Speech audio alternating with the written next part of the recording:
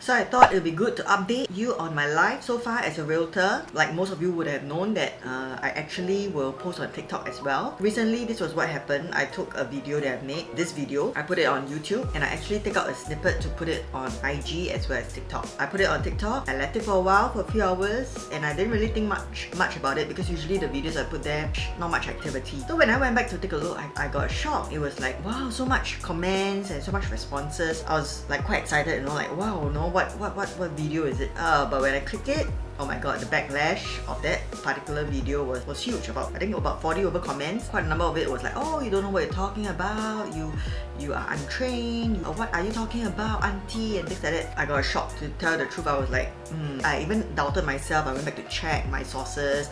I went back to make sure I was correct. Okay, yeah, I was correct. Yeah, the law does supports that. It really rattled me. I think it affected me for that day. I felt very down. Okay, but the next day I was okay. But I realized that then I learned a few things. Number one, I didn't put disclaimer. So I should put a disclaimer to say that these are my own opinions. Feel free to think otherwise, but this is what I think has caused this. Okay, so I'm like disclaiming everywhere now. Alright, number two, I think when I cut out the video, I didn't think that part of the context was lost. So I learned that the next time I cut out a video, I better make sure the context is also part of that little clip.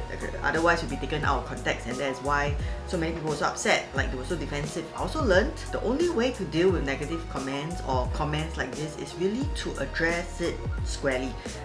So I decided to address the concerns, and I just listed down the laws that I was talking about. I explained to them that this is just my 2 cents worth.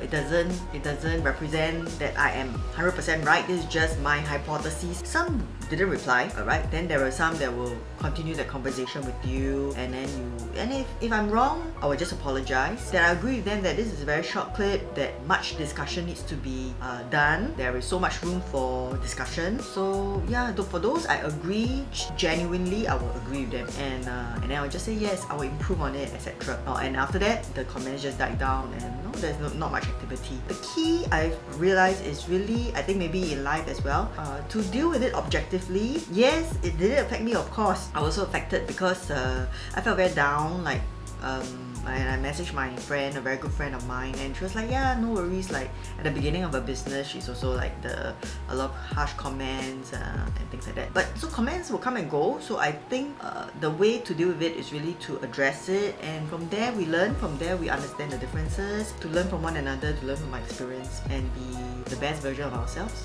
as much as we can. It's difficult for sure, but I've learned so much from this experience. So right. Thank you so much for sticking to the end of this video and being on this journey with me. Stick around because I'll see you in the next video.